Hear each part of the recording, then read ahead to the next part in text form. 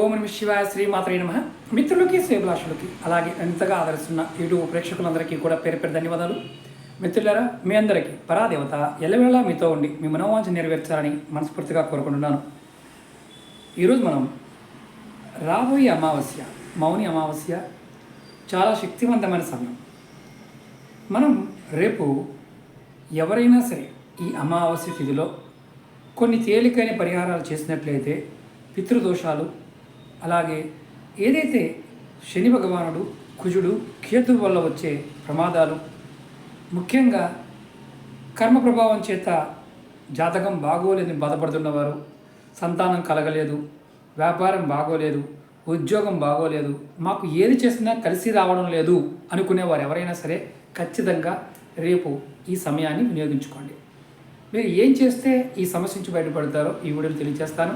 అలాగే మీకు ఈ వీడియో నచ్చినట్లయితే లైక్ చేయండి, ఛానల్ని సబ్స్క్రైబ్ చేసుకోండి, పక్కనే ఉన్న గంట సింబల్ని యాక్టివేట్ చేసుకొని 10 మంది మిత్రులకి ఈ వీడియోని షేర్ చేయండి. ముఖ్యంగా రేపు ఆడవారైనా మగవారైనా సరే స్నానం చేసే నీటిలో కొద్దిగా గంగా జలాన్ని, అలాగే కొద్దిగా చందనాన్ని, కొద్దిగా పసుపు కలుపుకొని స్నానం చేయండి. ఈ 3 పదార్థాలు కలుపుకొని మీరు స్నానం చేసినట్లయితే మీరు ఏదైతే మనకి కుంభమేళా జరుగుతుందో, కుంభమేళాలో ఎటువంటి స్నానానికి కలుగుతున్న ఫలితం ఉందో ఆ ఫలితం మీకు కలుగుతుంది. రేపు స్నానానికి అంత విలువ ఉంది. మీకు అవకాశం ఉన్నవారు ఎవరైనా సరే దగ్గరలో ఉన్న నది, ఏ నది అయినా సరే పర్వాలేదు, నది కానీ, కాలువ కానీ, చెరువు కానీ, ప్రతి నీళ్ళల్లో కూడా మంచి శక్తులు ఉంటాయి కాబట్టి మీరు ప్రయత్నపూర్వకంగా మీరు ఎక్కడైనా స్నానం కూడా చేయవచ్చు. అలాగే రెండోది ఏంటంటే, రేపు మీ ఇంట్లో కర్పూరము, అలాగే 21 లవంగాలు తీసుకొని మీరు ఇంట్లో అన్ని గదుల్లో ధూపం వేయండి. దీనివల్ల మీ ఇంట్లో ఉన్న నకారాత్మక స్థితి తొలగిపోతుంది.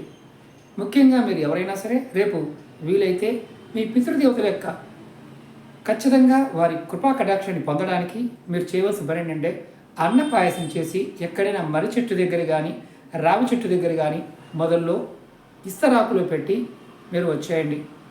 అలాగే 4వది, ఆవులకి మీరు పచ్చగడ్డి, పిడికిడి పచ్చగడ్డిని ఆవులకు పెట్టండి.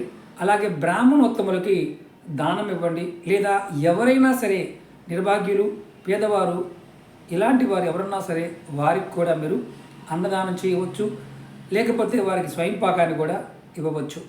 ఇలా మీరు రేపు వీలైనంత వరకు ఆడవారు కానీ మగవారు కానీ దైవనామాన్ని తలుచుకుంటూ ఉండండి. మౌనంగా ఉండడానికి ప్రయత్నం చేయండి. ఇలా చేసినట్లయితే ఈ మౌన అమావాస్య మీకు అద్భుతమైన యోగాన్ని కలుగజేస్తుంది. అలాగే అర్ధరాత్రి 12 గంటల సమయంలో లక్ష్మీదేవిని పూజ చేయండి. ఖచ్చితంగా మీకు లక్ష్మీ కటాక్షం కలుగుతుంది. లక్ష్మీ అష్టోత్తరం కానీ, శతనామావళి కానీ ఏదైనా సరే మీరు ఖచ్చితంగా జపం చేయండి. రాత్రి 12 గంటలకు దీపం పెట్టి లక్ష్మీ అమ్మవారిని ఆవునితో దీపం పెట్టి ఆహ్వానించండి. ఖచ్చితంగా మీకు లక్ష్మీ యోగం కూడా కలుగుతుంది. రాబోయే సంవత్సరాలన్నీ కూడా కొంచెం కష్టకాలంగా ఉండడానికి ఈ అమావాస్యతో మొదలవుతాయి. అందులో ముఖ్యంగా ప్రాకృతికమైన విపత్తులు, మానసికమైన విపత్తులు, మనకు కూడా అనేక రకాల అనారోగ్య సమస్యలు రావడానికి ఈ అమావాస్య నుండి మొదలవుతాయి. కాబట్టి ఖచ్చితంగా ప్రతి వాళ్ళు కూడా కులదైవాన్ని, ఇష్టదైవాన్ని, లేదా రామనామాన్ని, హనుమత్నామాన్ని, శివ అష్టోత్తరం కానీ, శతనామావళి కానీ ఏదైనా సరే, అమ్మవారి దుర్గా నామమైనా సరే రెగ్యులర్గా చేస్తూ ఉండండి. ఖచ్చితంగా మీకు ఈ సంవత్సరం కూడా అదృష్టయోగాన్ని కలగజేస్తుంది. ప్రయత్నపూర్వకంగా చేయండి, ఫలితం ఖచ్చితంగా పొందుతారు. అలాగే మీకు ఈ వీడియో నచ్చినట్లయితే లైక్ చేయండి, ఛానల్ని సబ్స్క్రైబ్ చేసుకోండి, పక్కనే ఉన్న గంట సింబల్ని యాక్టివేట్ చేసుకొని 10 మంది మిత్రులకి ఈ వీడియోని షేర్ చేయండి. ఓం నమ శివాయ శ్రీమాత్రే నమః.